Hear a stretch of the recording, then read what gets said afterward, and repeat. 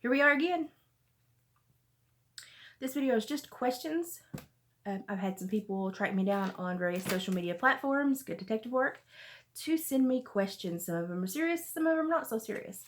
My disclaimer is that when I answer questions in a more personal nature and in my country girl logic, I come off more as a parole officer and a hateful hussy. So if you don't like what I'm fixing to say, take it with a grain of salt. The first question we got was, what do you think is the most important advice you can give a man seeking a relationship? You're never going to find a lady if you're looking for a bitch in heat. Guys, you put it no plainer than that. If you spend too much time popping other people's clutches, ain't nobody going to shift your gears pretty soon. So be careful what you wish for. You just might get it. And Ajax and Turpentine might not take it off. When you said you have health issues, may we ask about those? I do a video down below about my RSD. I was injured when I was a wilderness camp counselor, had an axe thrown at me. That started a lot of knee surgeries and a lot of steroids and a lot of walking issues, mobility issues. And now I'm dealing with a full-fledged neuromuscular disorder that affects some of my internal organs. That's about as simple as I can make it. As you can see, I'm very swollen today. I'm not having a good day, but still feeling good enough to talk to y'all, so I'm going to take it as a blessing. Let's see. I've got 2 pages of these. Y'all were really prolific. What do you say to your husband when he gets handsy at night? Okay. So I was really, I laughed. I'm not gonna lie. I laughed at this one. I laughed at it because if anybody knows me, they know that I am so very verbal and vocal and loud. And so the first time that my husband actually took me out on a date, I was a recent divorcee with 2 children that were tiny, and I was kind of put in the scenario to go on a date with him. I was kind of appeasing friends, and my husband's very sweet. He's the best man I've ever met. Otherwise, I would not be with him. But I was testy at the beginning. And so when we went on our first date, and he had an old 5-speed Chevy, he was shifting gears and he came to a stop and he said, well, where would you like to go eat dinner? And when he shifted it into neutral just to sit there at the stop sign for a minute to wait to pull out, he put his hand on my knee. And my initial response was, you better watch where you put your hand, little boy. And he said he was scared of me for 2 weeks after that. So I think I kind of set the boundary pretty quick in that relationship, but my husband's a very sweet man, so there were no issues. But normally if I'm trying to sleep and he's asleep and he keeps tossing and turning and arms and stuff start flying, I normally just elbow him or wake him up and go, listen, if you do that again, you're going to draw back a bloody stub. Stop it. And because my sleep, I don't sleep well. So sleep's very important to me. So I'm quite hostile at night. I want my sleep. He knows not to mess with my sleep. So, but we've been married 17 years. We tolerate each other pretty well. I can pretty much look at him and he knows, nope, that's not going to fly. So these long-term relationships where you really get into being in tune with each other, they're hilarious, but they're also magical and funny. And I didn't think I was ever going to find another marriage. I didn't think I was ever going to find somebody I wanted to be with long term after my first divorce. So for me, I'm happy as a pig in slop. What were your ambitions with your video? I honestly just felt super bad to see somebody in crisis and wanted to help somebody, anybody, and I wanted to stop people from doing stupid things and jumping on somebody's behavior and possibly leading somebody to do something physical or to physically harm somebody out of stupidity, anger, and ignorance. I literally just wanted to calm everybody the crap down. And I think that I accomplished it with quite a few people. I actually had somebody tell me that they actually felt bad for what they said to her in one of their messages, and actually they sent her an apology. And I thought, yay, magic happens sometimes, y'all. Go with it. What do you think about the phrase no means no? I think you said no to a man one too many times. I'm a country girl. Now, we grow up, we're rough, we're tumble, we set tobacco when we're little, we haul hay, we work draft mules and Belgians and plow up the taters with a horse and a plow. We we're pretty aggressive because, you know, you kind of got to be a rough girl to live in the country, you know. One of my favorite things I used to do with my husband was to go ginsenging. I hog hunted with my husband, I deer hunted with my husband, I ginsenged with my husband. And so I was pretty much an equal, and I've always put myself as an equal to the people I've been paired with. I got into my first marriage early and learned a lot about how I was a people pleaser during that marriage, and I stopped those behaviors immediately and did not bring any of those into my second marriage. No, because when you walk a bad cow pasture and you step in a cow pie, you don't drag it on your shoe through the rest of your life. You go to the garden hose and you wash that sucker off. So that's kind of what I did. I, just took everything out that I didn't want the stench to follow me with, and I created a new life. Much better, best thing to do. Take my advice on that. So when you say this no means no, I'm a big old burly girl. If I ever had a man probably advance at me, he would probably rue the day he did that. At the same time, I have a tiny daughter, and though she's very fierce, she's tiny. But a lot of it is the power that you portray, the energy you put out, and how you handle yourself in a daily walk. And honey, if you don't take no crap, a lot of people won't give you crap. There are extenuating circumstances where women, bless their hearts, are just going to be targets. Those are a completely different monster. And I don't really want to talk about those because we all know how bad it can be. What is your philosophy for life, and where did it come from? Life is 90% how you make others feel, 5% how you feel, and the other 5% you just need to shut up and be quiet. That's why I talk a lot. I only give myself 5% to be quiet. I am a music person. I am a very lyric-driven person. I like poetry. I like thought patterns. I like beliefs. So even if your belief is different from mine, I'm going to respect it because I know how much time you put into that.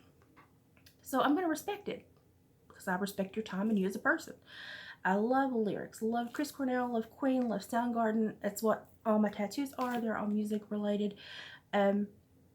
So when I was very young, I didn't have the best childhood.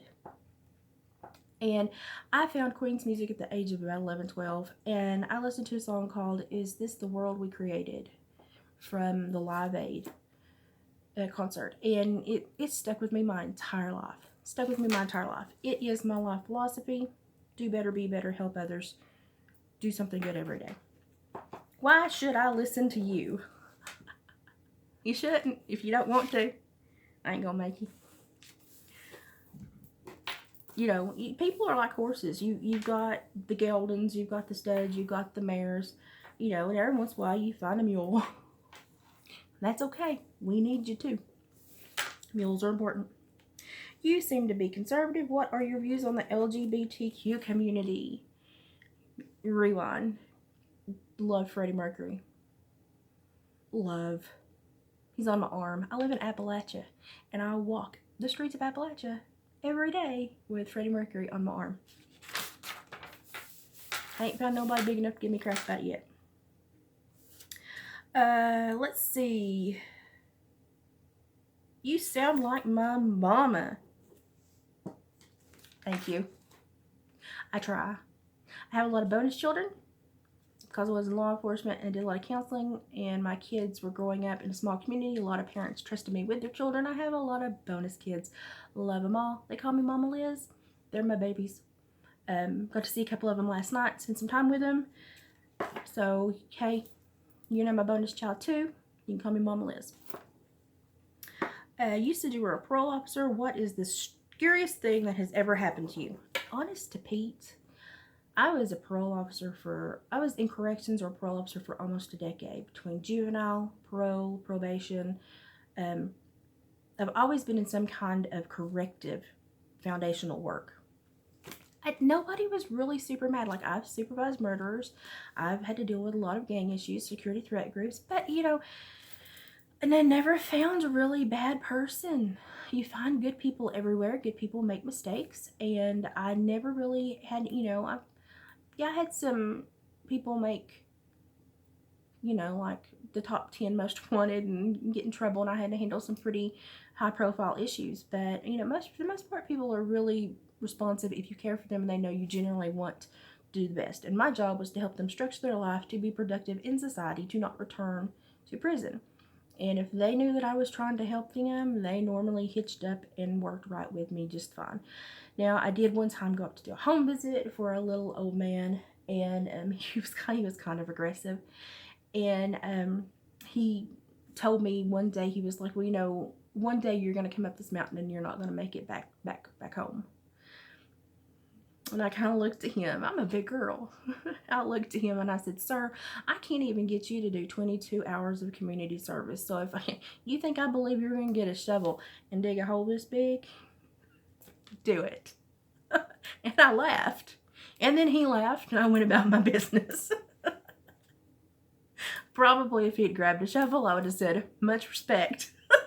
So I kind of roll with it, take it as it comes, you know, but I really found some really awesome people. I have a bird for everybody that was on my caseload that passed away while I was supervising them.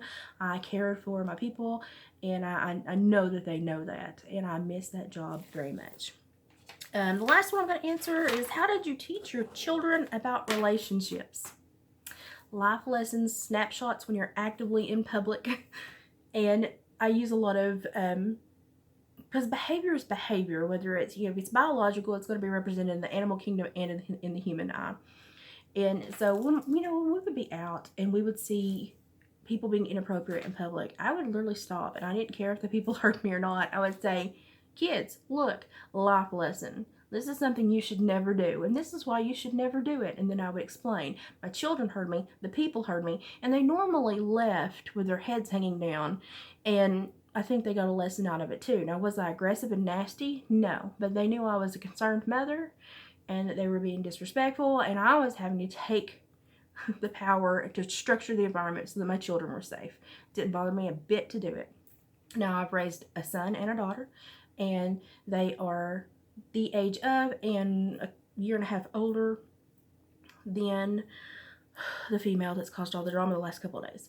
And so maybe that's why it hit me the way it did. I understand the mindset there, but you know, my son has always learned. He's grown up, and he's had a very verbal mother that's been like, you don't do that. You don't behave that way. Your honey won't hold shucks. You do that. You know, he's always been corrected, and he knows I love him. And he knows I'm there for him, but he also knows I'll cut a switch if he needs it.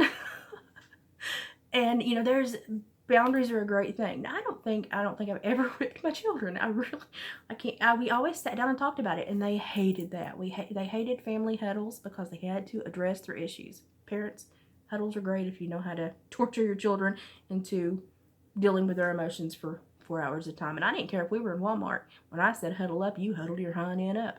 So I don't know, I just, you know, when we were in the cattle field and the bull had 200 cows and heifers that he had to cover on his acreage, and he was standing at the gate looking across the road at the 4 heifers he could not have, I used that.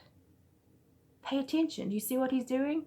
He has all of this at his disposal, but what does he look for? The thing he can't obtain. That is how you screw yourself up in life. And my children were like, huh, that's true. Why does he do that? Because he's not smart enough to appreciate what he has. So I use things like this. Simple, everyday things like this. Logic is easily digested in small bits. And so I talk to my children every day. That's what you've got to do. So that's the questions. I've had more, but those were, I think y'all just want to get to know me. Those were the ones I wanted to answer. If you want to message me, I know that I'll put my email in the description below. If you want to message me, that's great.